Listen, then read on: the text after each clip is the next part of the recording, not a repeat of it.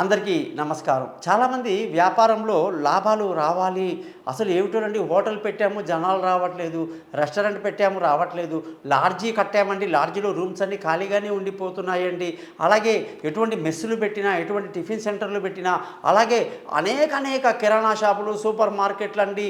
ఒకటేంటండి పాపం salon shop వాడు salon పెట్టుకుంటాడు, వాడి షాపులోకి జనాలు రాకపోవటం, వేరే జాగాకి జనాలు లైన్ కట్టడం జరుగుతూ ఉంటుంది. మీరు బజార్లో వెళ్ళి చూడండి, ఒక వ్యక్తి దగ్గర ఒక మిఠాయి షాప్ ఉంటుందనుకోండి, అక్కడే లైన్లు కడుతుంటారు, మిగతా దాంట్లో తక్కువగా వెళ్తుంటారు, వాళ్ళు బాధపడిపోతుంటారు.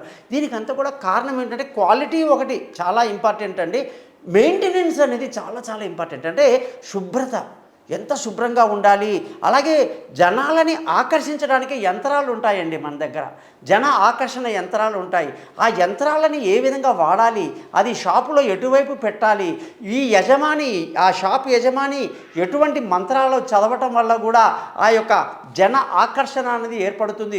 ఎప్పుడు కూడా తమ యొక్క హోటల్ కానివ్వండి, రెస్టారెంట్ కానీ బాగా జనాలతో నిండిపోయి కలకల్లాడుతూ చక్కగా వ్యాపారం బాగా జరగాలని చెప్పేసి నేను అనేది ఏంటంటే, మీరందరూ కూడా మీ date of birth, time of birth, place of birth లేదనుకోండి, మీ ముఖం కనిపించేట ఒక ఫోటో, మీ కుడి చేతి రేఖలు ఒక ఫోటో పంపించారనుకోండి, మీ జాతకాలని నేను చక్కగా పరిశీలించి ఎటువంటి గ్రహం వల్ల మీకు జన ఆకర్షణ తగ్గింది, జన ఆకర్షణ పెరగాలంటే ఎలా చేయాలి, ఆ జన ఆకర్షణ వల్ల మీ వ్యాపారం అభివృద్ధి ఏ విధంగా జరుగుతుంది, ఇవన్నీ చెప్పడమే కాదు, అసలు మీరు కానీ పొరపాటున ఒక వ్యాపారానికి ఇంకో వ్యాపారం చేస్తున్నారా, మీకు జాతకంలో కలిసి రాని వ్యాపారం చేస్తున్నారా అని కూడా మనం చాలా క్లియర్గా చెప్పవచ్చు అనమాట. అందుకే ప్రతి ఒక్క వ్యాపారస్తుడు కూడా, అది కిల్లి షాపు కావచ్చు, సూపర్ మార్కెట్ కావచ్చండి, మీ జాతకాలు తెలుసుకోవడానికి కోసం, మీ జన ఆకర్షణ పెంచడానికి కోసం నన్ను కాంటాక్ట్ చేయండి. మీకు మార్గాలు నేను తెలియజేస్తాను.